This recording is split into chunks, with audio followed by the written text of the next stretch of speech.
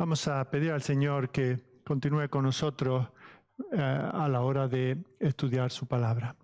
Señor nuestro Dios, venimos delante de ti, trabajados y cargados por causa de la situación que nos rodea, por las angustias que nos provoca, por el pecado, Señor, que aún permanece como remanente en nuestro corazón, que nos llena de culpa, de pesar, que nos quita el gozo, los deseos de tener comunión contigo, de acercarnos a ti en oración, de escuchar tu voz leyendo tu palabra.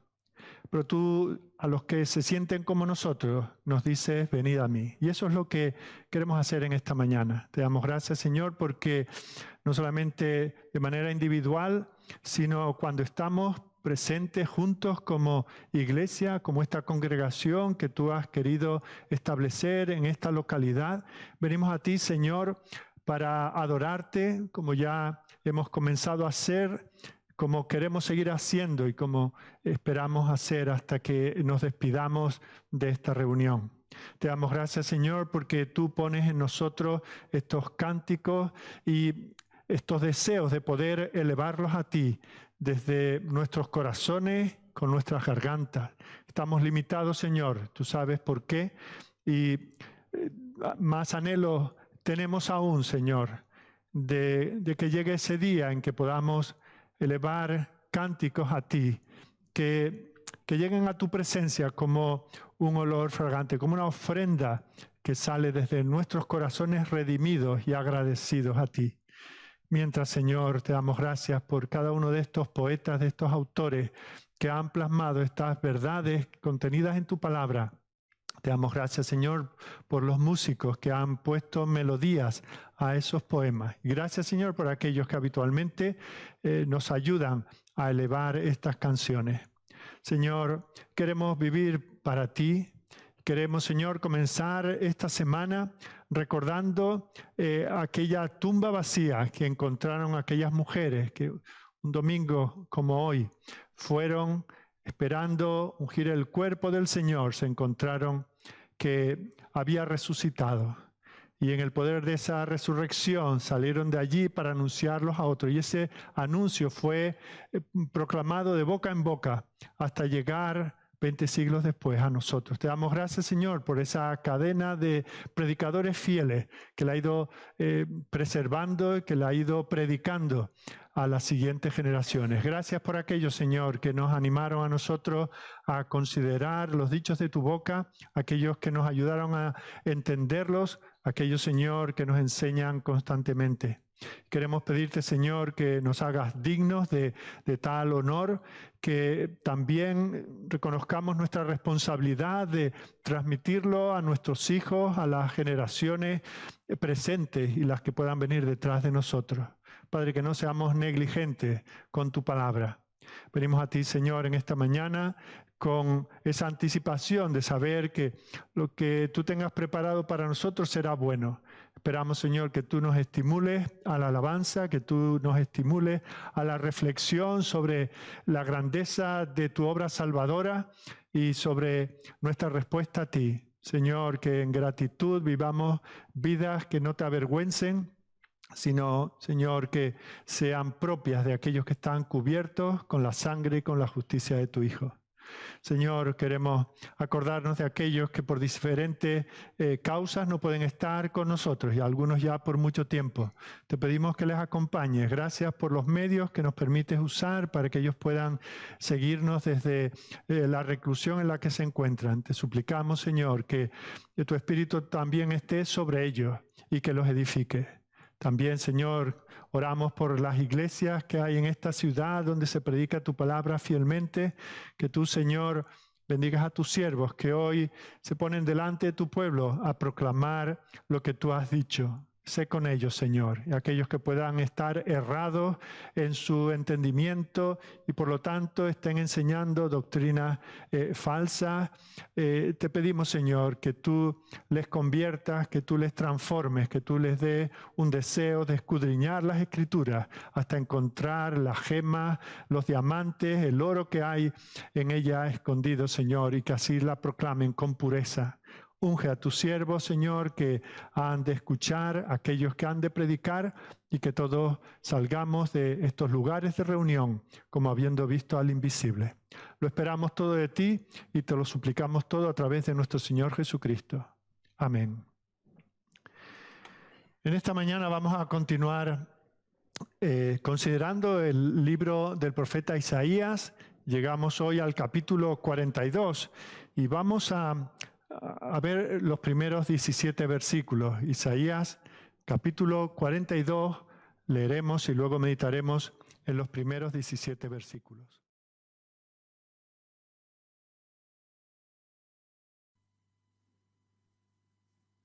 Y así nos habla el Señor. Este es mi siervo a quien sostengo, mi escogido en quien me deleito. Sobre él he puesto mi espíritu y llevará justicia a las naciones. No clamará, ni gritará, ni alzará su voz por las calles. No acabará de romper la caña quebrada, ni apagará la mecha que apenas arde. Con fidelidad hará justicia. No vacilará ni se desanimará hasta implantar la justicia en la tierra. Las costas lejanas esperan su ley. Así dice Dios el Señor, el que creó y desplegó los cielos, el que extendió la tierra y todo lo que ella produce, el que da aliento al pueblo que la habita y vida a los que en ella se mueven. Yo, el Señor, te he llamado en justicia, te he tomado de la mano. Yo te formé, yo te constituí como pacto para el pueblo, como luz para las naciones, para abrir los ojos de los ciegos, para librar de la cárcel a los presos y del calabozo a los que habitan en tinieblas. Yo soy el Señor, ese es mi nombre. No entrego a otros mi gloria, ni mi alabanza a los ídolos. Las cosas pasadas se han cumplido y ahora anuncio cosas nuevas. Las anuncio antes que sucedan. Cantad al Señor un cántico nuevo, vosotros que descendéis al mar y todo lo que hay en él. Cantad vuestra alabanza desde los confines de la tierra, vosotras costas lejanas y vuestros habitantes. Que alcen la voz el desierto y sus ciudades y los poblados donde Cedar habita. Que canten de alegría los habitantes de Selá y griten desde las cimas de las montañas. Den gloria al Señor y proclamen su alabanza en las costas lejanas. El Señor marchará como guerrero, como hombre de guerra despertará su celo. Con gritos y alaridos se lanzará al combate y triunfará sobre sus enemigos. Por mucho tiempo he guardado silencio. He estado callado y me he contenido. Pero ahora voy a gritar como parturienta. Voy a resollar y jadear al mismo tiempo. Devastaré montañas y cerros y secaré toda su vegetación. Convertiré los ríos en tierra seca y secaré los estanques. Conduciré a los ciegos, por caminos desconocidos. Los guiaré por senderos inexplorados. Ante ellos convertiré en luz las tinieblas y allanaré los lugares escabrosos. Esto haré y no los abandonaré. Pero retrocederán llenos de vergüenza los que confían en los ídolos, los que dicen a las imágenes, vosotros sois nuestros dioses. Esta es la porción que vamos a considerar con la ayuda del Señor. Antes de entrar a considerar este pasaje en concreto, quiero que dediquemos unos minutos a ver hacia dónde nos dirigimos. Bueno, básicamente desde que comenzamos a ver el capítulo 40, estos últimos 26 capítulos desde el 40 hasta el 66. Es necesario hacer alguna aclaración para poder tener un entendimiento del terreno que vamos a pisar. Y es que aquí vamos a comenzar a ver cómo el Señor nos trae una enseñanza sobre el siervo del Señor. Y ese va a ser un concepto clave, no exclusivo de Isaías, ni exclusivo solamente de estos últimos 26 capítulos, pero aquí se va a hacer muy prominente. Y quiero que demos un salto al Nuevo Testamento en nuestras mentes. Recordad que después de que el Señor ha resucitado, va andando un recorrido de 10 o 12 kilómetros a aquella aldea de Emaús y se encuentra a aquellos dos discípulos que están confundidos, están desanimados porque el Señor en el que habían puesto su confianza, lo último que saben de él es que ha sido muerto y sepultado. Y vemos cómo el Señor, antes de revelarse a ellos como el Jesús resucitado, les abre las Escrituras. Les abre las Escrituras desde Moisés hasta los profetas y les dice que todas las Escrituras hablan de él. Y eso es un principio que nosotros tenemos que tener bien claro. Por encima de las historias de los personajes que a veces pues les leemos a nuestros hijos y los presentamos como grandes héroes, hombres y mujeres a imitar, etc. Por encima de todo eso, en el fondo no eran más que hombres y mujeres caídos y en todo caso, en el mejor de los casos, redimidos por la gracia del Señor. Vemos como la intrahistoria, lo que está detrás de todo eso es el anuncio de la venida del Señor Jesucristo. Y fijaos la similitud entre aquel encuentro del Señor con los discípulos en el camino de Emaús y la situación de Isaías con el pueblo al cual él les tiene que hablar. Es un pueblo igual de desanimado, de deprimido, están siendo asediados por el imperio asirio.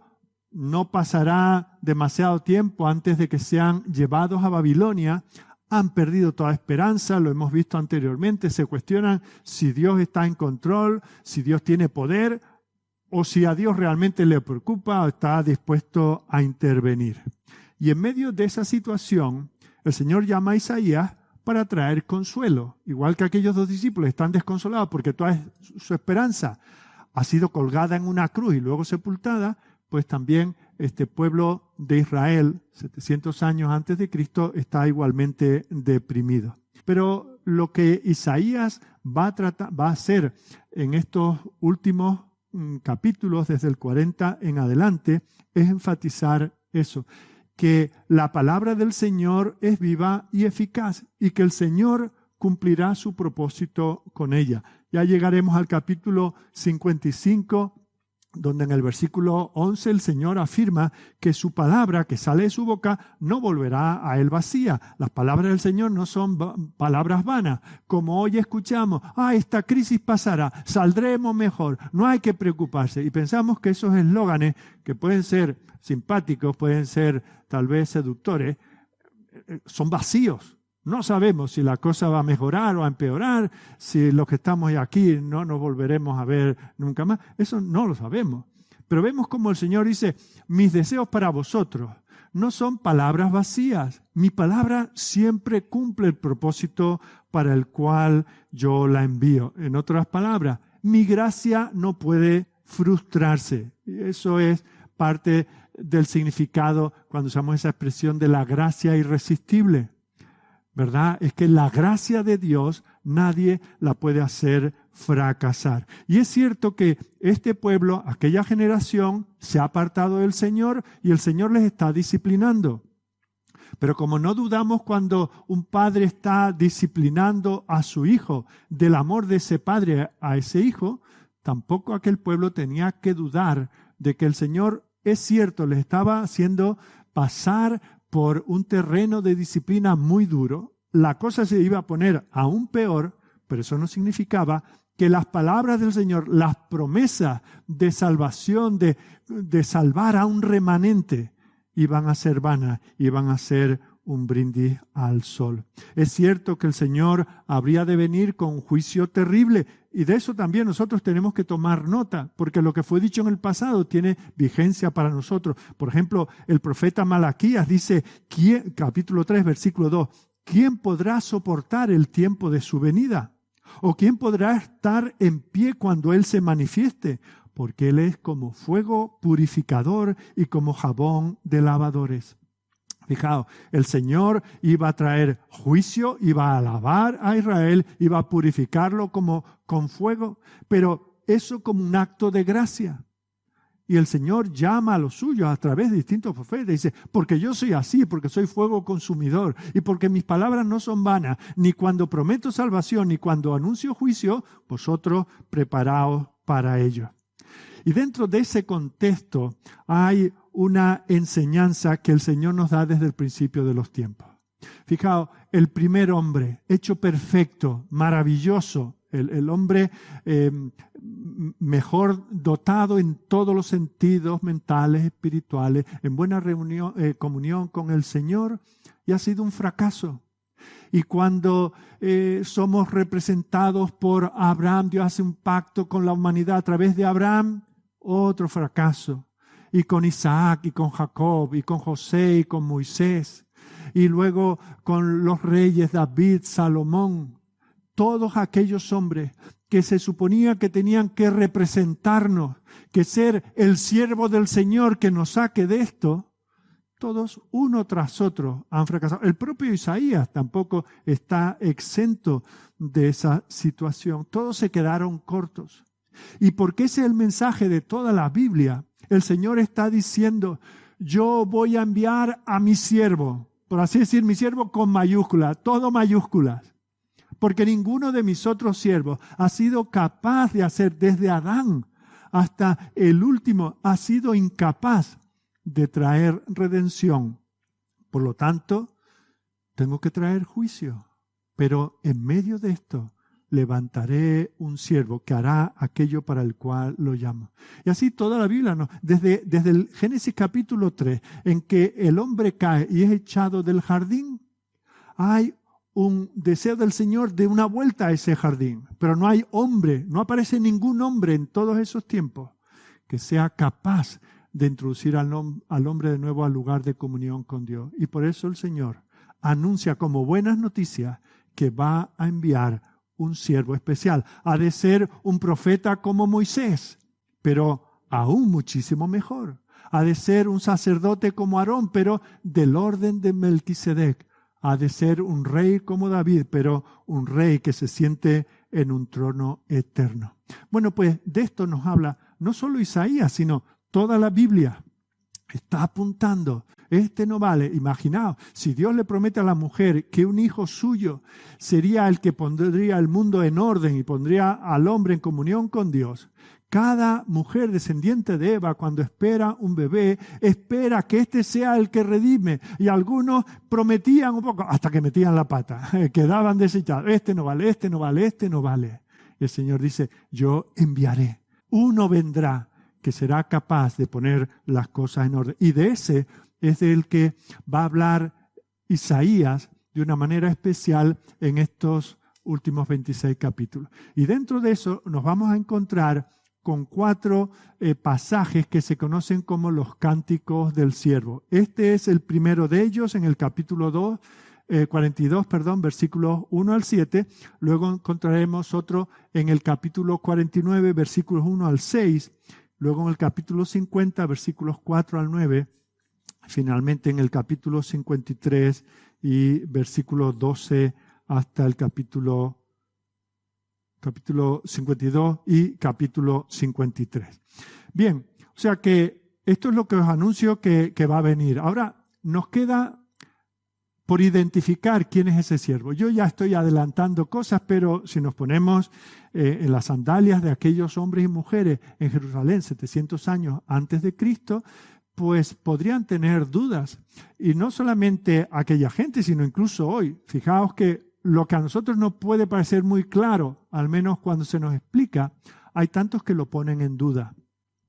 Este pasaje, esta porción a partir del capítulo 40, los teólogos liberales dicen, bueno, no puede ser que el Señor, por ejemplo, anuncie el levantarse Ciro para dejar salir a su pueblo que había estado 70 años en Babilonia y que vuelvan a su tierra y reedifiquen los muros de Jerusalén y reedifiquen el templo y pida al pueblo que oren por él. Dice, esto no puede ser. Ellos, los liberales, no creen en los milagros, no creen en que Dios pueda anticipar las cosas. Entonces hacen todo tipo de encaje de bolillos para decir, bueno, aquí Isaías se estará refiriendo a cualquiera por ejemplo, menos Ciro, porque vendría casi 200 años más tarde, y mucho menos se puede referir estos pasajes del siervo a Jesucristo. Los liberales quieren lo mejor de ambos mundos, lo mejor del cristianismo, las promesas, la salvación, la gracia, pero sin las demandas que eso hace. Pero nosotros, por la gracia de Dios, hemos entendido que estas cosas dichas de antemano están anunciando la venida de ese gran siervo. Quiero deciros que solo a Israel como un colectivo y al Mesías individualmente se le llama el siervo del Señor. A veces en singular, por ejemplo, en este versículo 1 del capítulo 42, aquí mi siervo, capítulo siguiente, vosotros sois mis testigos de Jehová y mi siervo que yo escogí, se habla en singular, y otras veces se habla en plural. Por ejemplo, en el capítulo 54, 17, dice, esta es la herencia de los siervos de Jehová. Ahí está en plural. Capítulo 63, esta oración, vuélvete por amor de tus siervos, por las tribus de tu heredad. O sea que Isaías, el Señor a través de Isaías, habla del siervo en singular. No siempre, y ahora lo veremos, no siempre es una referencia directa al Mesías, a veces es una referencia a la nación. Otras veces a Isaías lo llama mi siervo, a Ciro que iba a ser siervo del Señor para liberar al pueblo. Pero si lo miramos como un todo, nos daremos cuenta, sin forzar el pasaje, sin hacerle decir lo que nos dice, que estas referencias que vamos a estar viendo en las próximas semanas, si Él lo permite, son al pueblo del Señor y a su pueblo por excelencia que es Jesucristo. Fijaos que a Jesús se le llama, es el verdadero Hijo de Dios. Israel es el Hijo de Dios que no llegó a vivir como un verdadero hijo, pero su hijo viene de ese pueblo. Recordad cuando el Señor manda a Moisés a que vaya ante Faraón, que le dice, deja ir a mi pueblo, deja ir a mi hijo. Y de esa nación que él llama su hijo, va a venir el Mesías. De ahí que muchas veces no sea tan fácil distinguir cuando se trata del pueblo de Israel como un todo y cuando se trata de aquel siervo con mayúscula que vendría del pueblo del Señor. Bueno, pues esto es un poco la introducción que tal vez que teníamos que haber hecho al comenzar el capítulo 40, pero lo hemos hecho hoy porque hoy nos encontramos con el primero de estos cánticos. La prueba suprema de que estos pasajes se refieren a Jesucristo la podemos encontrar, por ejemplo, en Mateo capítulo 12, versículos 18 al 21. Al escribir Mateo su evangelio, habla de esta profecía como cumplida en el Señor Jesucristo. Dice Mateo 12, 18, he aquí mi siervo, cita a Isaías, he aquí mi siervo a quien he escogido, mi amado en quien se agrada mi alma. Pondré mi espíritu sobre él y a los gentiles anunciará juicio. No contenderá ni voceará, ni nadie oirá en las calles su voz. La caña cascada no quebrará y el pábilo que humea no apagará hasta que saque a victoria el juicio, y en su nombre esperarán los gentiles. Fijaos que el contexto es que los fariseos están buscando la ocasión para destruir al Señor y Él se aparta. Y muchas personas le siguen, son multitudes los que le están siguiendo. Y dice que Él los sanaba, pero también les decía que no revelara su identidad, no dijera, no fuesen proclamando por ahí quién les había sanado. ¿Por qué? Porque Él no quería que la gente se equivocase. Por ejemplo, imaginaos que vosotros sois el chofer del rey.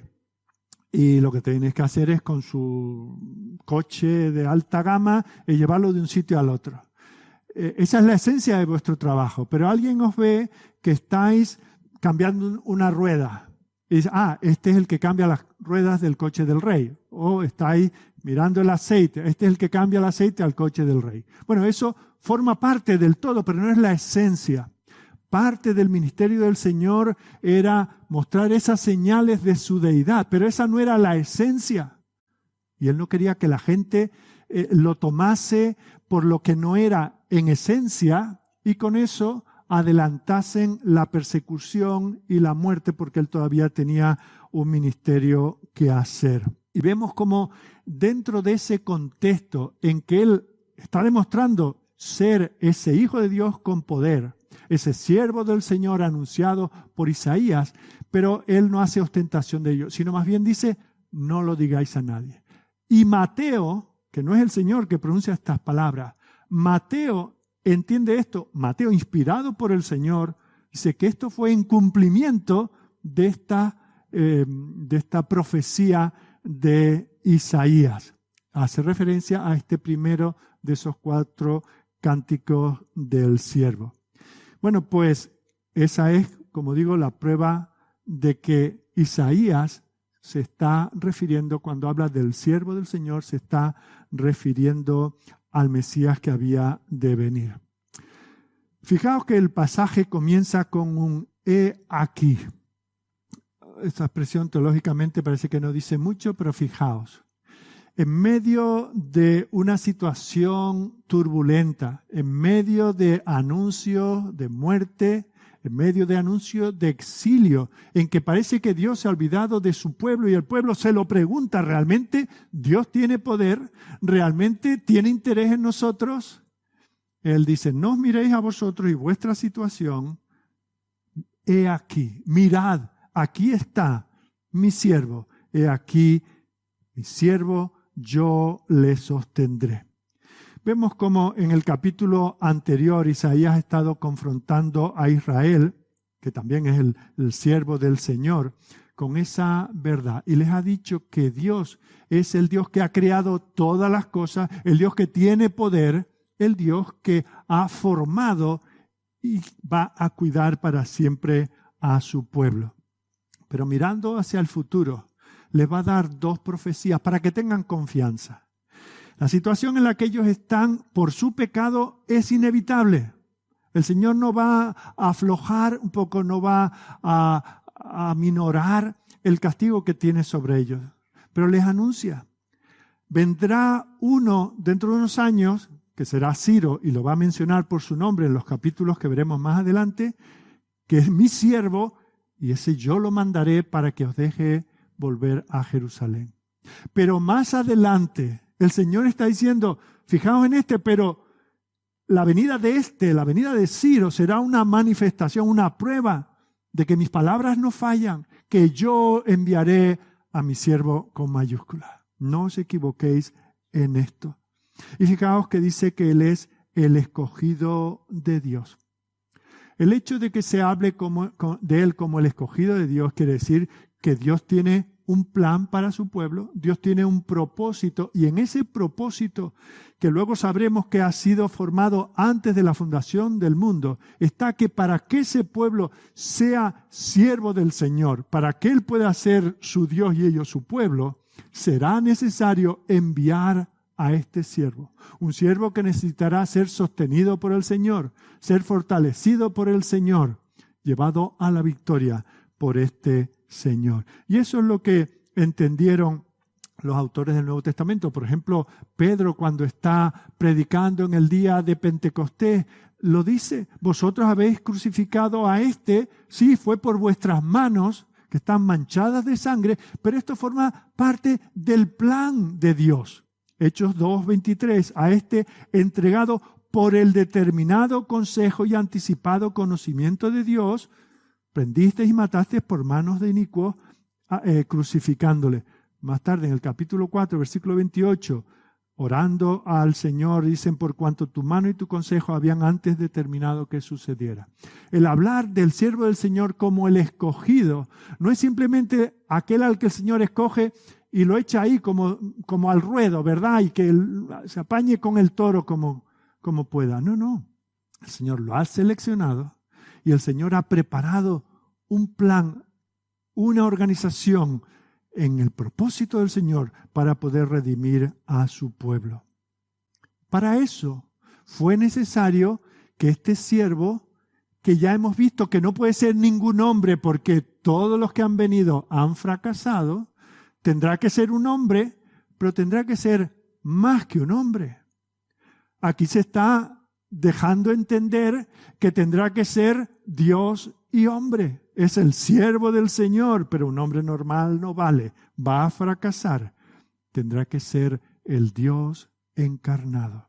Y eso es lo que está explicando Isaías. Eso es lo que entendieron los autores del Nuevo Testamento. Eso es parte de lo que quiso decir Pablo cuando escribió la carta a los Filipenses. Y en el capítulo 2, fijaos cómo usa este lenguaje. Pablo estaba familiarizado con Isaías, ¿verdad? Porque dice, haya pues en vosotros este sentir que hubo también en Cristo Jesús, el cual, siendo en forma de Dios, o sea, siendo Dios, no estimó el ser igual a Dios como cosa que aferrarse, sino que se despojó a sí mismo, ¿haciendo qué? Tomando forma de siervo. O sea, es Dios y toma forma de siervo. Este es el lenguaje de Isaías.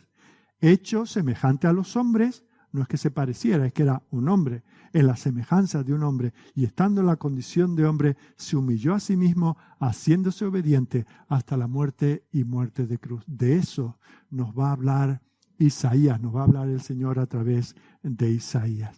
Y lo que vamos a ver en el resto del tiempo que tenemos esta mañana son 5 cosas que podemos extraer de este pasaje. En primer lugar, vamos a ver la relación de ese siervo con el Señor. Y os adelanto que es por medio del Espíritu. Él va a estar investido del Espíritu Santo. En segundo lugar, vamos a ver cuál es el carácter. El carácter de todos los que han venido ha sido un fracaso. ¿Cómo vendrá este? ¿Vendrá con espada en la mano o vendrá a curar y a sanar? Bueno, ambas cosas. Os doy ya la respuesta. En tercer lugar, vamos a ver cuál va a ser su ministerio. Y se le compara aquí con Moisés. Su ministerio va a ser semejante al ministerio de Moisés, solo que en grado superior. En cuarto lugar, vamos a ver cómo el Señor lo fortalece. Y en último lugar, vamos a ver, ¿y cuál es nuestra respuesta? ¿Qué es lo que dice el pasaje que debemos nosotros, cómo tenemos nosotros que reaccionar ante el anuncio de que aquí está el siervo del Señor? Y esa respuesta debe ser un cántico continuo y alegre al Señor. Así que comenzamos, igual que Israel, el siervo del Señor fue fortalecido. Recordad, en el capítulo anterior, capítulo 41, versículo 9, dice, porque te tomé de los confines de la tierra y de tierras lejanas te llamé y te dije, mi siervo eres tú. Te escogí y no te deseché. No temas porque yo estoy contigo. No desmayes porque yo soy tu Dios que te esfuerzo. Siempre te ayudaré. Siempre te sustentaré con la diestra de mi justicia. El Señor se compromete a estar fortaleciendo a su siervo. Ya lo ha dicho. Bueno, pues ahora dice, yo te sostendré. Versículo 6, ya en el capítulo 42. Yo Jehová te he llamado en justicia y te sostendré por la mano, te guardaré y te pondré por pacto al pueblo.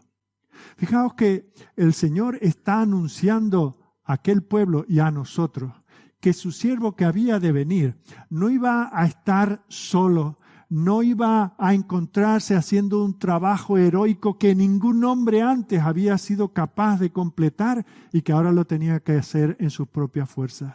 Es el siervo del Señor al cual el Señor va a estar fortaleciendo constantemente. Por lo tanto, lo que podemos esperar cuando viene ese siervo es que él esté en constante comunión con el Padre. Un siervo, ¿qué es lo que hace? Lo que se le ordena que haga. El nombre no es simplemente una manera más de llamar al Mesías que había de venir. Habla de cuál era su ministerio. Ese servicio, ese ministerio era la comida del siervo. ¿Recordáis cuando lo dice en el libro de Juan, capítulo 4, versículo 34? Le dice a su discípulo, mi comida es que haga la voluntad del que me envió y que acabe su obra. Hay una conexión íntima. Adán tenía que haber hecho esto, servir al Señor como representante de Dios para el resto de la humanidad, pero falló. Y todos los que vinieron después fueron mediadores, ungidos con minúscula, pero no dieron la talla. Ahora el Señor va a enviar a uno con quien va a tener esta íntima comunión. Todo el ministerio que hizo el Señor fue en una comunión íntima con el Padre. Ahora, ¿cómo iba a suceder eso? ¿Cómo era eso posible? Porque el Señor iba a poner su Espíritu en él. Y esto es algo que nos dice este versículo, pero también lo había dicho el Señor anteriormente a través de Isaías, hablando también del siervo del Señor en el capítulo 11, versículo 2. Dice, reposará sobre él el Espíritu de Jehová. Espíritu de sabiduría y de inteligencia, espíritu de consejo y de poder, espíritu de conocimiento y de temor del Señor. Ya lo dice el capítulo 11, lo dice aquí el capítulo 42 y lo volverá a decir más adelante, capítulo 48. Acercaos a mí, versículo 16, oíd esto desde el principio, no hablé en secreto, desde que eso se hizo, allí estaba yo. Y ahora me envió Jehová el Señor y su Espíritu. En el capítulo 61, versículo 1, ese versículo tan conocido por todos nosotros. El Espíritu de Jehová, el Señor, está sobre mí, porque me ungió Jehová. Me ha enviado a predicar buenas nuevas a los abatidos, a vendar a los quebrantados de corazón, a publicar libertad a los cautivos, a los presos, apertura de la cárcel. El Señor iba a estar con el siervo. El problema de todos los hombres que fallaron, porque eran hombres, eran caídos, por redimidos que fueran, tenían la carencia, no tenían el poder que ahora el Señor va a dar a este siervo. Y eso lo vemos en todos los aspectos de su vida. En primer lugar, en su concepción. Cuando él fue concebido, el Espíritu Santo estaba interviniendo en ese acto. Lucas 1:35, respondiendo el ángel, le dijo a María, el Espíritu Santo vendrá sobre ti y el poder del Altísimo te cubrirá con su sombra, por lo cual también el santo ser que nacerá será llamado Hijo de Dios. Este siervo que venía a hacer la obra del verdadero Hijo de Dios, del verdadero pueblo de Dios, tenía que ser generado de una manera extraordinaria. El Espíritu Santo tuvo que crear el embrión, de manera sobrenatural, el embrión en el seno de María, de aquel siervo del Señor. El poder creador de Dios que creó el universo que conocemos es el que actuó en el vientre de aquella mujer. Aquel feto que fue formado fue por obra del Señor, el Espíritu Santo. Todo lo que habría de ser, todo lo que él iba a necesitar en lo físico, en lo espiritual, todo eso fue generado. Los dones, las gracias, las capacidades físicas, mentales, morales, todas ellas fueron formadas por el Espíritu de Dios.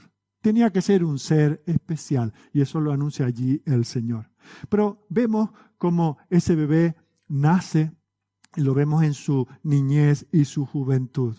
Y vemos cómo esa promesa que el Señor ha dicho que pondré mi espíritu sobre él, ya lo vemos desde que él era pequeñito. Dice Lucas capítulo 2 versículo 40 que el niño crecía y se fortalecía y se llenaba de sabiduría y la gracia de Dios era sobre él.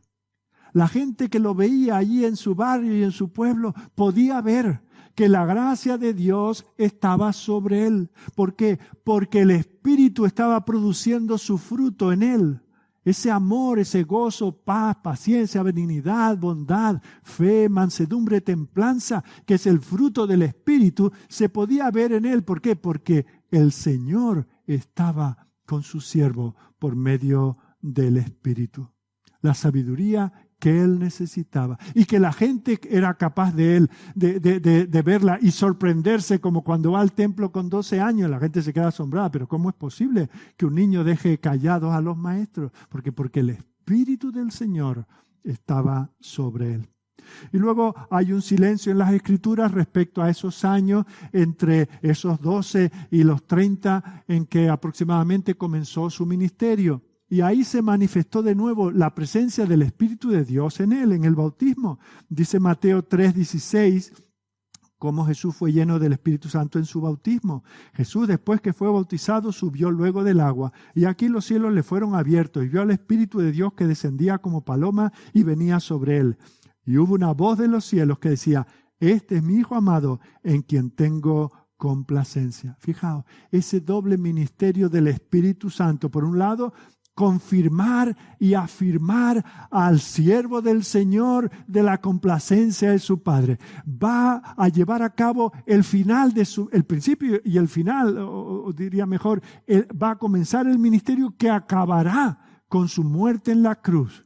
Y para algo tan tremendo, el Señor le confirma que su Espíritu está sobre él. Pero luego tenía otra razón de ser esto. Esto no fue hecho en un rincón sin que nadie lo viera.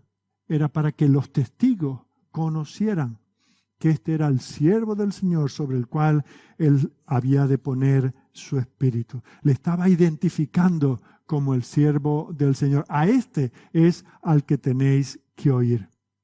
Él no se podía cuestionar, aunque las circunstancias por momentos le fuesen adversas. Nunca el siervo del Señor se iba a cuestionar la presencia del Padre en su vida. Lo siguiente que vemos después del bautismo es la tentación. Jesús fue llevado al desierto. ¿Pero por quién? ¿Por invitación de Satanás? ¿Le fue dejando unas miguitas para que siguiera hasta el desierto? No, fue el Espíritu del Señor el que le llevó hasta allí. Mateo 4:1. Entonces Jesús fue llevado por el Espíritu al desierto para ser tentado por el diablo. No estaba allí a instancias de Satanás, sino por invitación del Espíritu del Señor. ¿Y cuál es el propósito del Señor de llevarlo allí al desierto? Bueno, recordemos que en una ocasión el primer Adán estuvo en el lugar de comunión con el Señor, en la presencia de Satanás. Y allí fue puesto a prueba para que, obedeciendo a la palabra del Señor, ratificase su filiación, que él era un verdadero hijo de Dios. Y Adán falló.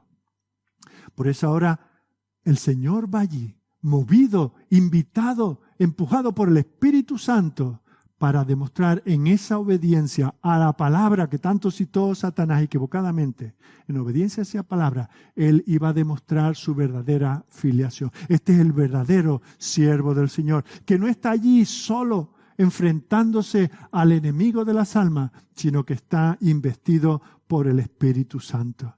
Y eso es lo que vemos que sucede.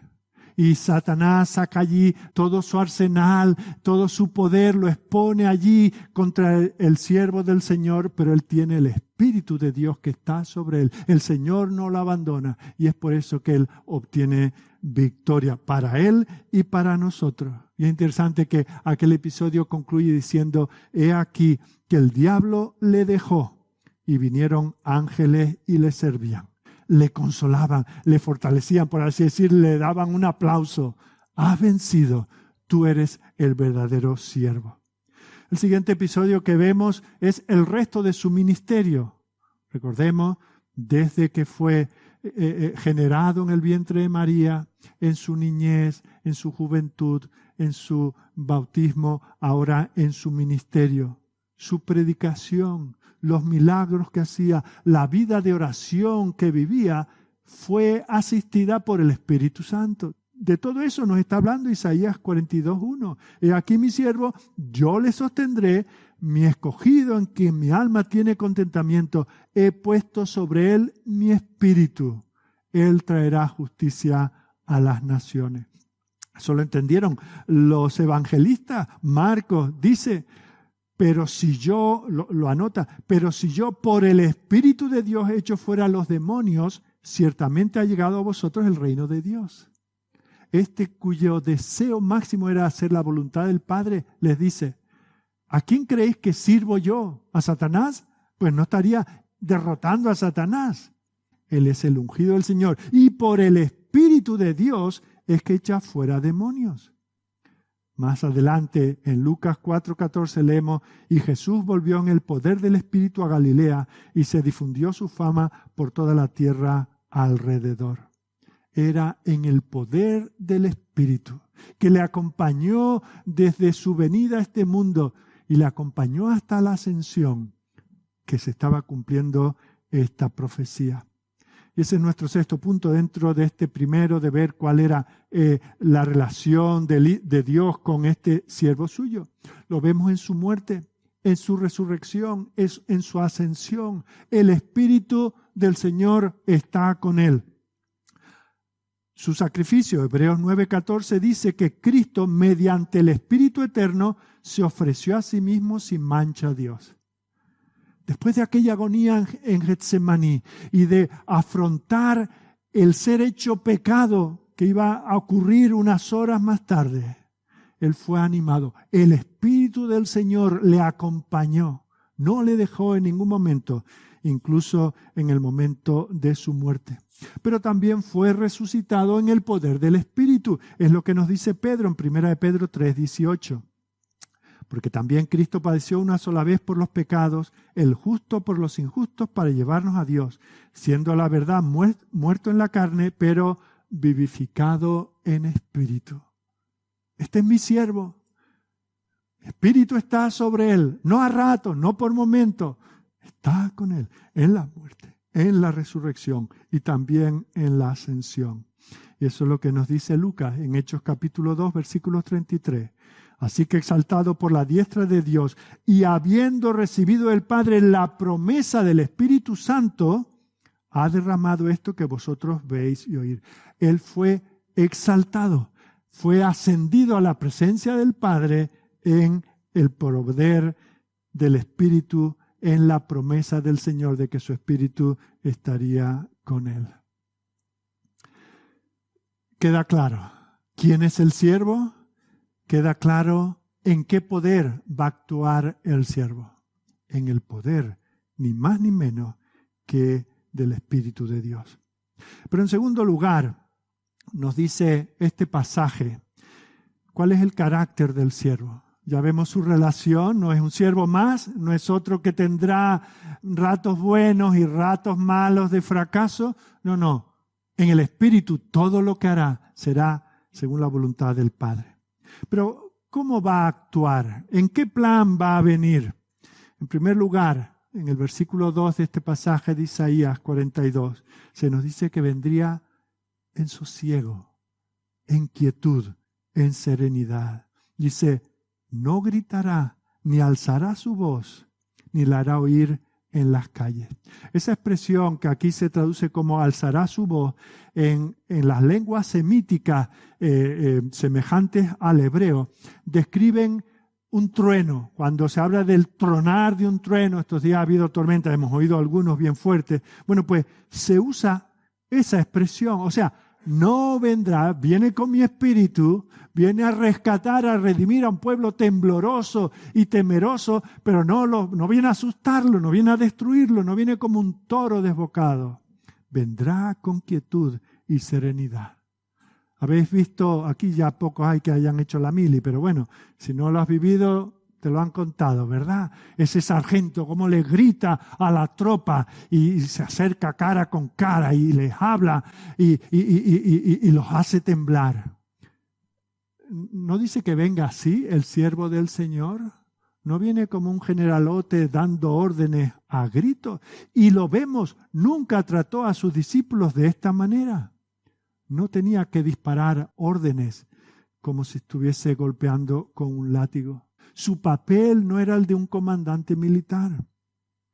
Fijaos, esta gente están golpeada, están dolida.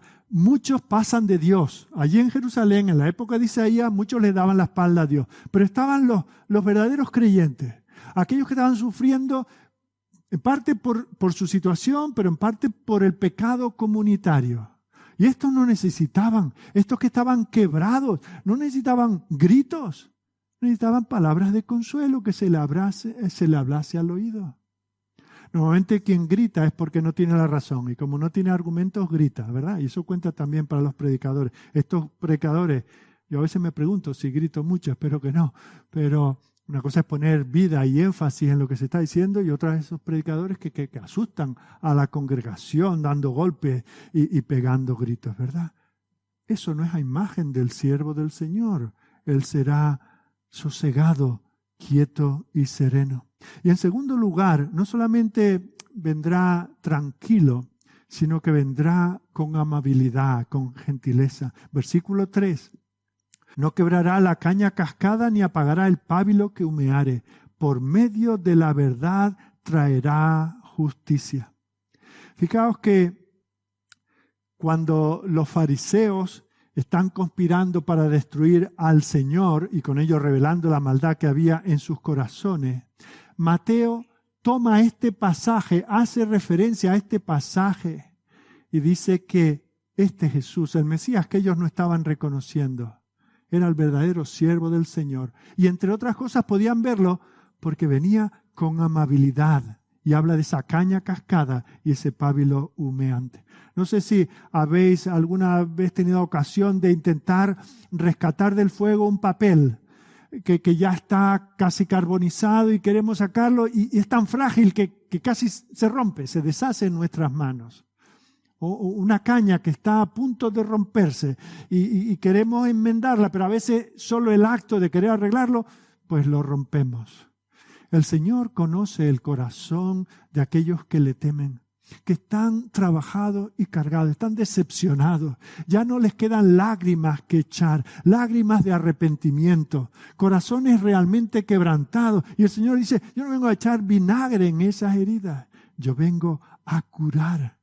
Estos que están al punto de la extinción, yo vengo a darle el ánimo y la certidumbre que le falta. Eso es lo que dice Pedro cuando nos anima a orar en 1 Pedro 5:7. Echemos, dice, echando toda vuestra ansiedad sobre Él, porque Él tiene cuidado de vosotros. Este es el tipo de siervo que el Señor va a enviar. Este es el tipo de respuesta del Espíritu obrando en un siervo del Señor. Y eso tenemos que tenerlo en cuenta en la práctica. Por ejemplo, cuando estamos criando hijos, es bueno que nosotros les corrijamos y les demos normas y que aprendan a obedecer, a ser responsables y todo eso. Pero solo el Espíritu del Señor puede hacer esa obra para que no solamente sean amables, sino que la amabilidad salga de sus corazones. Para que no solamente hagan ejercicios religiosos, sino que la fe surja de su corazón. Por eso necesitamos orar, ser buenos padres, ser conscientes, enseñarles, corregirles. Pero orar más que todo eso, orar para que el Espíritu de Dios obre en sus corazones. Y cuando una de esas criaturas, sea un niño pequeño o sea un hombre ya de edad avanzada, cuando viene al Señor, el Señor no se cruza de brazos y dice, ahora viene, después de toda una vida desperdiciada, has oído miles de sermones, ahora viene, estas son horas. No, les recibe como aquel ladrón. Hoy estarás conmigo en el paraíso. No sabemos el trasfondo de aquel hombre, si venía de un hogar desestructurado o que era un sinvergüenza porque le gustaba. No lo sabemos, pero el Señor le da palabras de consuelo. Hoy estarás conmigo en el paraíso. En tercer lugar, hemos visto que viene con sosiego, con gentileza, habla de su justicia. Actuaría en justicia, sería fiel, por medio de la verdad traerá justicia. No con el látigo, no con la espada. Traerá justicia por medio de la verdad. Dios abunda en justicia y su siervo actuará de esa manera. Ese Dios que es grande en misericordia, ese Dios que es fuerte, misericordioso, perdonador, cuando se encarna en su Hijo y está lleno del Espíritu Santo, no va a forzar a nadie, sino que en justicia hablará a las naciones.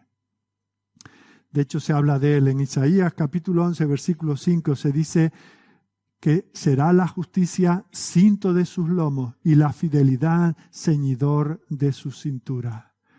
Justo y equitativo. Esa es la esperanza que traería este siervo del Señor. En cuarto lugar, se habla de su fortaleza, versículo 4.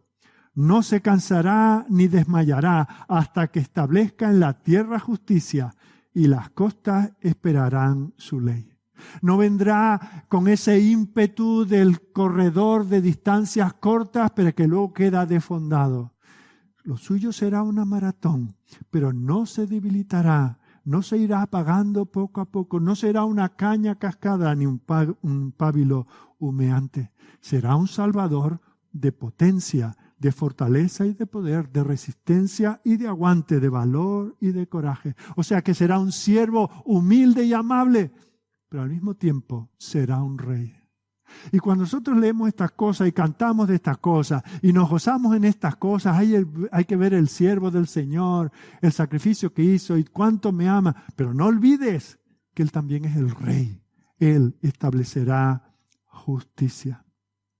Así que hemos visto, en primer lugar, la relación del siervo con el Señor por medio del Espíritu. En segundo lugar, hemos visto cuál es su carácter. En tercer lugar, vamos a ver cuál es su ministerio. Y su ministerio nos recuerda al ministerio de Moisés. Desde el principio del libro, Isaías deja claro que el plan de Dios incluye no solamente la salvación de unos pocos judíos. De hecho, ha estado hablando y seguirá hablando de un pequeño remanente, como un árbol que ya está talado, que está muerto, pero tiene unas raíces tan fuertes que algún brotecillo sale. No. Este es un Salvador para todas las naciones, todas las costas. Recordemos lo que dice en el capítulo 2 de este libro, de esta profecía, Isaías 2, versículo 2. Acontecerá en los postreros de los tiempos que será confirmado el monte de la casa de Jehová como cabeza de los montes y será exaltado sobre los collados. Y atención, y correrán a él todas las naciones y vendrán muchos pueblos y dirán, venid y subamos al monte de Jehová, a la casa del Dios de Jacob, y nos enseñará sus caminos y caminaremos por sus sendas, porque de Sión saldrá la ley y de Jerusalén la palabra de Jehová. Y juzgará entre las naciones y reprenderá a muchos pueblos y volverán sus espadas en rejas de arado y sus lanzas en hoces.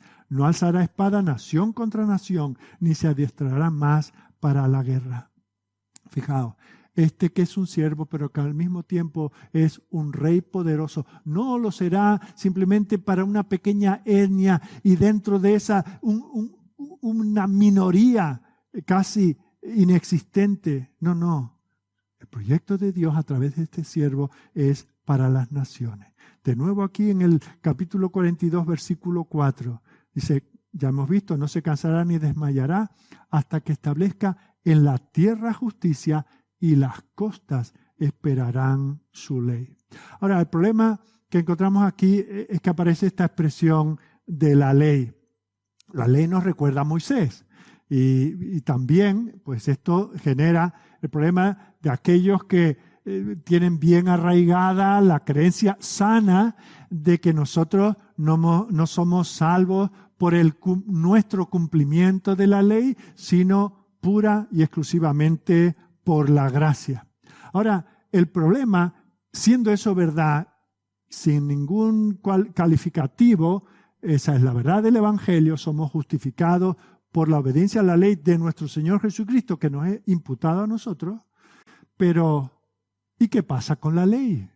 Y algunos dicen, no, eso no tiene nada que ver con nosotros, eso es algo del pasado y nosotros somos de la época del Evangelio. Pero fijaos que en este uso, la palabra ley precisamente se está refiriendo al Evangelio.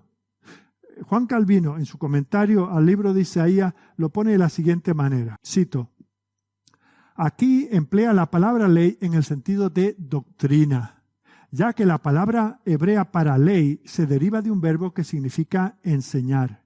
Y los profetas están acostumbrados a hablar del Evangelio de esa manera, para mostrar que no sería nada nuevo ni contrario a lo que ya había enseñado Moisés. Fijaos, cuando dice que Él establecerá, versículo 4, no se cansará ni desmayará hasta que establezca en la tierra justicia y las costas esperarán su ley.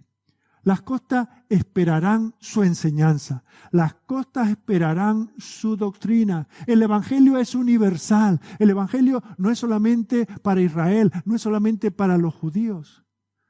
Porque es en la enseñanza, la misma enseñanza que trajo Moisés. El problema es que no hemos entendido a Moisés, no hemos entendido para qué habló el Señor a través de Moisés. Fijaos, aún el Nuevo Testamento nos habla, por ejemplo, dice que a los hijos cristianos le dice, obedeced a vuestros padres porque ese es el primer mandamiento con promesa. No es que por obedecer ese mandamiento tenemos la promesa de una vida duradera. Pero por esta enseñanza, quien teme al Señor y teme la enseñanza del Señor por la pura gracia de Él, entonces obedece a la ley. No como un medio para alcanzar la justicia, sino como evidencia de que la justicia de Dios en Cristo se ha manifestado en nosotros. Así que tenemos que tener cuidado. El Señor dice que Él no ha venido a abrogar la ley o los profetas. No ha venido a abrogar, sino a cumplir. Así que la reprensión y el castigo vendrán sobre aquellos que desobedecen la ley de Dios. Igual, ¿por qué estaban a punto de ser extinguidos? ¿Por qué van a ser llevados al exilio 100 y pocos años después de ser escrito este capítulo? Por la desobediencia a la ley. Porque no estaban viviendo por el Espíritu de Dios, en obediencia a Dios. Y por eso habían de ser castigados, porque el Señor, al que ama, castiga y azota al todo el que tiene por hijo. Y fijaos que la ley está dada en el contexto de la gracia. Dios había dado una promesa a Abraham de que en su simiente, los que como él creyesen en las promesas del Señor, su fe le sería contada por justicia. Y dentro del marco de ese pacto, el Señor 430 años después presenta la ley por medio de Moisés, no como un contraste, no como dos maneras de estar en comunión con el Señor, sino que por la gracia el Señor nos dice, así como tenéis que vivir. Y así es como el Señor, por ejemplo, los 10 mandamientos, ¿cómo comienzan? Yo ya soy Jehová tu Dios. No se trata de que vamos a ver si arreglamos esto y entramos en un pacto. No, yo ya soy Jehová tu Dios, que te saqué ya de la tierra de Egipto, de casa de servidumbre. No tendrás dioses ajenos delante de mí, y los demás mandamientos. Sobre la realidad de que la promesa del Señor a Abraham se está cumpliendo, el Señor dice, así tienes tú que vivir. Y eso es lo que aquí nos está diciendo Isaías. Es de esta manera, sin salirnos del pacto de la gracia, es como este siervo traerá justicia a las naciones. La misma promesa que dio Dios a Abraham luego se mantiene en el tiempo de Moisés. Es cierto que hay ciertos elementos que tenían que ver con la teocracia que no tienen una aplicación directa para nosotros, sí los principios que estaban detrás de esto. Es cierto que los aspectos ceremoniales de la ley han sido cumplidos en Cristo, pero las enseñanzas morales siguen siendo vigentes para nosotros. Y lo que se conoce en esta división, que no deberíamos hacer de la ley en 3 aspectos, porque es una sola, dentro de un mismo pacto, nos viene a decir eso. Y no debemos de decir, no, estamos bajo la gracia, pisoteamos la ley. Pero vemos como el Señor, al hablar aquí, en este versículo, de que los pueblos, las naciones de costa a costa esperarían su ley, ¿a qué nos recuerda esto? Nos recuerda a Moisés. ¿Y quién era Moisés? Un precursor de Cristo. ¿Os acordáis de lo que le dice el Señor a Moisés en Deuteronomio 18, versículo 15? Anuncia al pueblo, profeta de medio de ti, de tus hermanos, como yo, te levantará Jehová tu Dios. A él oiréis, conforme a todo lo que pediste a Jehová tu Dios en Horeb el día de la asamblea, diciendo, no vuelva yo a oír la voz de Jehová mi Dios, ni vea yo más este gran fuego para que no muera. Y Jehová me dijo, han hablado bien en lo que han dicho. Mirad qué promesa le da Dios a Moisés. Dice, tú te extinguirás, tú no vas a ver ni la tierra que os he prometido. Pero pasará un tiempo y profeta les levantaré de medio de sus hermanos como tú. Y pondré mis palabras en su boca y él les hablará todo lo que yo le mandare. Como Moisés, aquí tenemos un profeta. Como Moisés, aquí tenemos a un libertador. Ese es el ministerio principal de aquel siervo del Señor. Y es interesante que en el monte de la transfiguración, ¿os acordáis? Están los 3 discípulos del círculo más íntimo del Señor, Pedro, Jacobo y Juan, y está allí el Señor y se transfigura y ven algo de su gloria que no se veía habitualmente, y ahí están Moisés y Elías. ¿Y de qué están hablando? Dice en el versículo Lucas 9, 30 y 31. He aquí 2 varones que hablaban con él, los cuales eran Moisés y Elías, quienes aparecieron rodeados de gloria y hablaban de su partida. ¿Sabéis cuál es la palabra que aparece aquí en el original? Hablaban de su éxodo, de su salida que iba Jesús a cumplir en Jerusalén. El éxodo que hizo el Señor sacando a su pueblo de Egipto era una prefiguración de lo que Jesucristo iba a hacer. Y ellos estaban hablando de cómo todo aquello que ellos habían vivido en el pasado ahora estaba a punto de cumplirse. El Señor era el Mesías. El Señor era el Moisés, del cual Moisés era solamente un símbolo, era solamente un tipo. Este es el ministerio del siervo del Señor. Luego, y sé que andamos cortos de tiempo, pero pasamos a nuestro cuarto punto. Se habla del fortalecimiento de este siervo. Hay 2 asuntos aquí muy importantes que se dicen sobre el siervo. Uno que tiene que ver con el carácter de Dios y otro con la misión del siervo. Ya hemos visto como el capítulo anterior, y ahora se vuelve a afirmar el hecho de que Dios es el todopoderoso creador de todas las cosas. Versículo 5. Así dice Jehová Dios, creador de los cielos y el que los despliega, el que extiende la tierra y sus productos, el que da alimento al pueblo que mora sobre ella y espíritu a los que por ella andan. Fijaos, Él es el dador de toda vida. Él es el Dios del pacto. Este es el Dios que es celoso de su gloria. Dice, y a ningún otro daré esta gloria. No compartiré mi gloria con ninguno. Versículo 8. Yo Jehová, este es mi nombre. Jehová, el Dios del pacto. Este es mi nombre. Y no daré mi gloria ni mi alabanza a esculturas. Bueno, pues este Dios Jehová es el que está hablando. Y es el que dice, os anuncio esto porque yo soy el Dios de la historia. Yo soy el que cree y yo soy el que pongo el fin a esta historia, la historia de la redención. Como he hablado en el pasado y se ha cumplido, tened por seguro que lo que digo respecto del futuro será igualmente seguro. Mirad el versículo 9. He aquí se cumplieron las cosas primeras, y esa es nuestra confianza. Si lo que el Señor dijo en el pasado se cumplió, nos da confianza para lo que nos dice respecto de lo que viene. Yo anuncio cosas buenas antes que salgan a la luz. Yo las haré notorias. Había sido prometido un hijo de la mujer que pondría este mundo en orden. Y pasaba un año y un siglo y otro. Y parecía que la palabra de Dios no tenía cumplimiento. Pero el Señor dice, como mi palabra ha sido fiel, ha tenido un cumplimiento perfecto y absoluto. Lo que anuncio, contad con ello como una realidad, porque yo Jehová he hablado.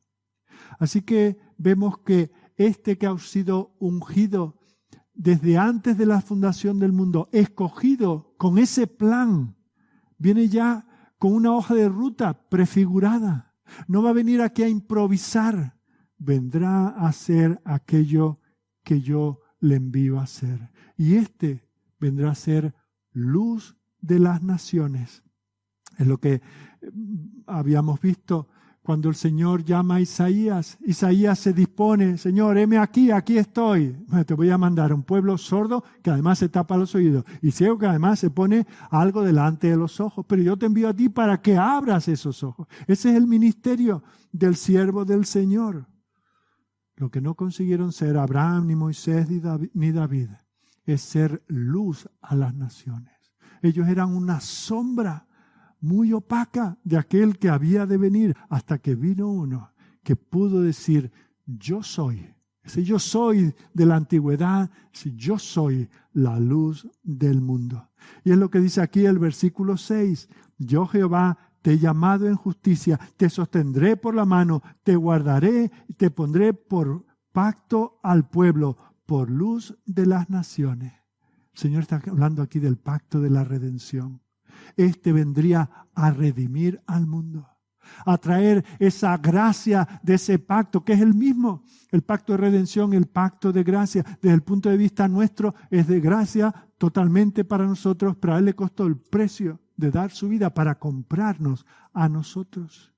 Y eso es lo que está anunciando aquí el Señor. Este es mi siervo, en el cual se cumplirá mi palabra. Y terminamos después de algo tan maravilloso como lo que tenemos en estos primeros versículos. ¿Cómo hemos de responder? ¿Cómo dice el Señor que deberíamos responder? ¿De qué te dan ganas a ti ahora mismo si este mensaje ha llegado o está llegando a tu corazón? Versículo 10. Cantad a Jehová un cántico nuevo, su alabanza desde el fin de la tierra. Los que descendéis al mar y cuanto en él hay, las costas y los moradores de ella.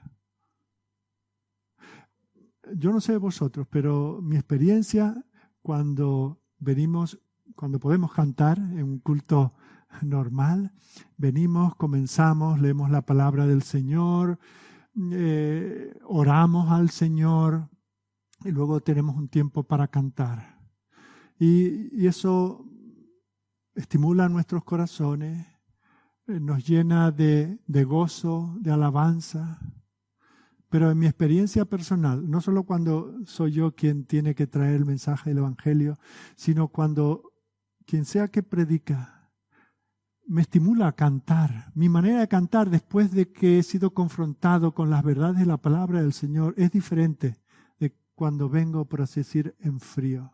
Y no es un asunto emocional, es que la palabra del Señor, si hace mella a nosotros, nos debe llevar. Lo vemos en el mundo del deporte, la gente aplaude sin más, no aplaude porque alguien ha hecho algo maravilloso. Y cuando alguien canta en un festival, un músico, una orquesta, tocan y aplauden, cuando ha habido algo extraordinario. Hoy vivimos en el mundo de los aplausos y se aplaude por todo. Aplaudimos en un funeral y cosas así, ¿verdad?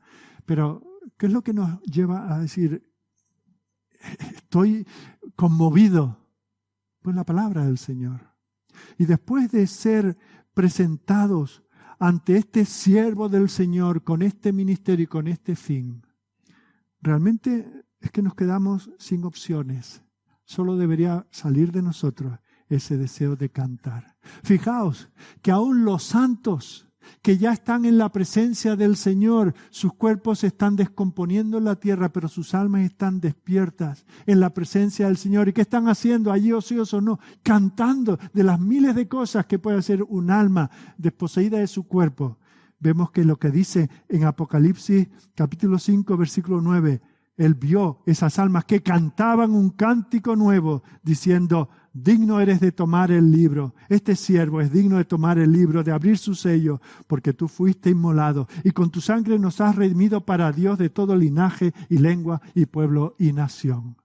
Así están ahora mismo las almas de los redimidos, viendo la gloria del Señor, lo que el Señor ha hecho por ellos, de lo que les ha librado. Los tiene cantando. Lo vuelve a decir el capítulo 14, versículo 3 de Apocalipsis. Y cantaban un cántico nuevo delante del trono. David, ese hombre, ese dulce cantor de Israel, ya se anticipó a esto. Y cuando él conoció la salvación del Señor, el perdón del Señor, la comunión con su pastor, ¿qué es lo que dice? Hasta en 6 ocasiones. Él mismo lo hace o invita a otros a cantar. Salmo 33, 3. Cantadle cántico nuevo, hacedlo bien, tañendo con júbilo. Salmo 43. Puso luego en mi boca cántico nuevo, alabanza a nuestro Dios. Salmo 96. Cantad a Jehová cántico nuevo, cantad a Jehová toda la tierra. Hoy hemos comenzado leyendo el Salmo 98, que decía el versículo 1, cantad a Jehová cántico nuevo porque ha hecho maravillas. Su diestra lo ha salvado y su santo brazo. Salmo 144, oh Dios, a ti cantaré cántico nuevo, con salterio, con decacordio cantaré a ti. Salmo 149, aleluya, cantad a Jehová cántico nuevo, su alabanza sea en la congregación de los santos. Y a esto nos invita también Isaías, aquí en el versículo 10.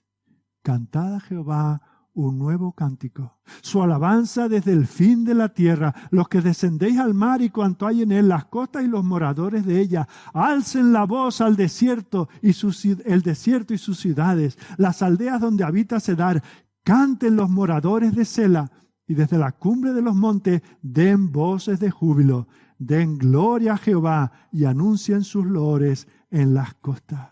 Fijaos, esa debe ser la expresión. El Señor ha creado la música y nos ha dado el don de poder cantar. ¿Y por qué es nuevo este cántico? No porque sea el hit de este verano, ¿verdad? No es nuevo porque aquellos que están deprimidos, aquellos que están desconsolados, aquellos que solamente prevén mortandad, tienen la promesa de que el Señor envía un siervo, que será su Salvador, que será su sustituto, que será el que en justicia establezca una relación con su Señor. Y no habría ni que decírselo, pero por si acaso, dice, cantad el cántico nuevo de los redimidos. ¿Os acordáis de lo que leemos en el libro de Éxodo? Con respecto a esto, en los primeros capítulos dice que el pueblo solamente gemía delante del Señor. Pero cuando el Señor envía esas 10 plagas de juicio y los saca y cruzan el mar, ¿qué es lo primero que hacen? Entonces no solo María y Aarón y Moisés, sino todo el pueblo, ¿qué es lo que hicieron? Cantaron un cántico nuevo. Mientras estaban haciendo ladrillo en aquel campo de concentración, ese campo de trabajo forzado, apenas podían gemir, no tenían tiempo ni ganas para otras cosas. Es lo que le pasaba a los judíos que estaban en Babilonia. Tenían las arpas desafinadas, colgadas. ¿Para qué las queremos? ¿Cómo podemos cantar los cánticos del Señor en esta tierra ajena? Pero si tú has sido redimido, si tú tienes esta esperanza, si este siervo del Señor es tu Señor y tu Salvador, ¿cómo puede en el momento de cantar? Hoy no vamos a poder hacerlo, pero cuando se puede, ¿cómo es que no lo hace? ¿Te has examinado alguna vez?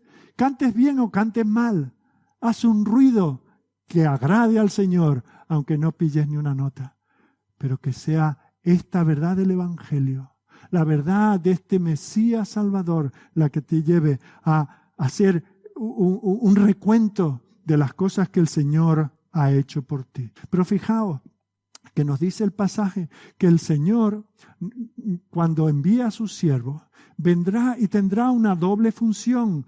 Y eso lo recoge mejor que nadie Pablo en Romanos capítulo 11, versículo 22. Dice, mira pues la bondad y la severidad de Dios. Cuando venga este siervo, tendría una doble función. Severidad para con los que cayeron, pero bondad para contigo si permaneces en esa bondad. Pues de otra manera, tú también serás cortado. Ese es el lenguaje de este pasaje. Este que nos hace llorar de emoción, de gratitud, nos hace cantar. Sé que también vendrá en juicio. Eso lo tienes que tener en cuenta.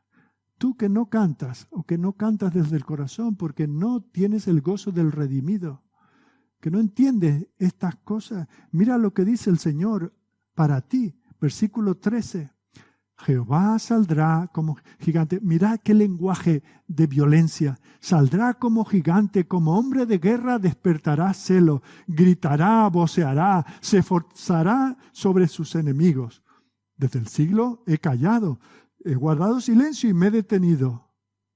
Pero ahora, ¿qué dice? Daré voces como la que está de parto. Asolaré y devoraré juntamente. Convertiré en soledad montes y collados. Haré secar toda su hierba. Los ríos tornaré en isla y cercaré los estanques. Ese es el Dios que ya hace 2000 años envió a su siervo, al Mesías, a Jesucristo, el cual vino manso y humilde, pero que anuncia que también vendrá a reivindicar su santidad que muchos están despreciando. Fijaos, este es el mismo que un versículo después, el versículo 16, viene y dice, Él viene a guiar como a un ciego de la mano. Guiaré a los ciegos, el mismo que gritará como una parturienta, que asolará, devorará, que enviará una riada y que secará los estanques. Dice, pero guiaré a los ciegos por el camino que no sabían. Les haré andar por sendas que no habían conocido. Delante de ellos cambiaré las tinieblas en luz y lo escabroso en llanura. Estas cosas les haré y no lo desampararé. Este Señor volverá. Y tú y yo tendremos que estar delante de Él un día en un tribunal. ¿Y cómo nos relacionaremos con Él? ¿Como este Dios airado que viene en destrucción? ¿O como este que toma como a un ciego y lo guía de la mano? Considera estas cosas. Cada domingo estás escuchando el mismo mensaje. Algunos estáis siendo quebrantados cada domingo. Otros estáis endureciendo vuestro corazón. No ante mí. Yo estoy aquí un tiempo, pasaré, pero la palabra del Señor no pasará. Las demandas del Señor para ti son estas. Este es el Dios al que tú te enfrentas. Este es el Dios al que tú estás amando hasta el punto de estar exultante de gozo y por eso le cantas. O al Dios que desprecias, al Dios que dejas para otro día que tal vez no venga. Quiero al Señor bendecirnos. Quiero al Señor que nosotros tengamos humildad delante de Él, que digamos, Señor, yo merezco que vengas en juicio, pero te doy gracias porque ese juicio ya ha caído sobre tu siervo, el Mesías. Y que de esa manera podamos con el autor Francis Role cantar este himno.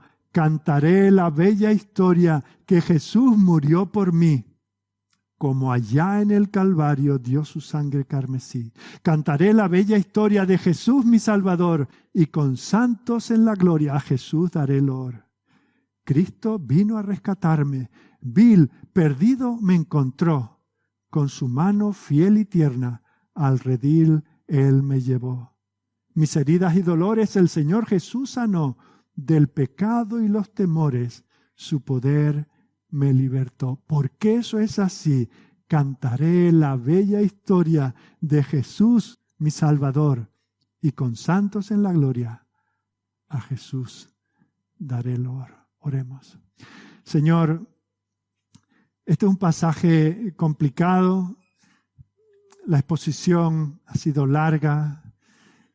Tal vez no estamos preparados, pero Señor, si solamente hemos podido entender lo más básico, que tú eres un Dios que no puede tolerar el pecado, ni siquiera en tus siervos más escogidos, que por eso los tienes que disciplinar, pero que con eso, Señor, tú estás mostrando simplemente el cumplimiento de tu pacto, ese pacto que hiciste con tu Hijo en la eternidad, del cual nosotros somos beneficiarios. Pensar en estas cosas nos conmueve, Señor. Cuánto desearíamos poder ponernos de pie ahora y cantar con todo nuestro corazón, con toda la fuerza de nuestras gargantas, reconociendo, haciendo recuento de las maravillas que hemos entendido que tú has hecho por nosotros. Señor, no sabemos cuándo será que volvamos a hacer estas cosas, pero sí sabemos que algo nadie nos quitará y nada nos quitará, y es que los redimidos estaremos por toda la eternidad sirviéndote en una comunión ininterrumpida contigo, ausentes ya del pecado, de su memoria, de sus sombras, de su dolor. Estaremos cantando a ti, ese cántico que solo pueden cantar los redimidos. Señor, pero nuestro gozo ahora no es completo, porque en torno a nosotros tenemos tantos seres queridos. Algunos están aquí en esta mañana, Señor, que siguen endureciendo sus corazones como hizo Faraón, como hizo el pueblo de Judá en tiempos de Isaías. Tu juicio viene sobre ellos. Señor, solo deseamos que tú tengas misericordia, que tú les abras los ojos, que les quites esa ceguera que les impide rendirse a ti. Oh Señor, ten misericordia de ellos y de nosotros. Glorifícate, Señor, en nuestras vidas. Gracias por tu palabra escuchada en esta mañana. Ayúdanos a digerirla, ayúdanos a vivir por ella. Te lo pedimos por Jesucristo, tu siervo, nuestro Salvador. Amén.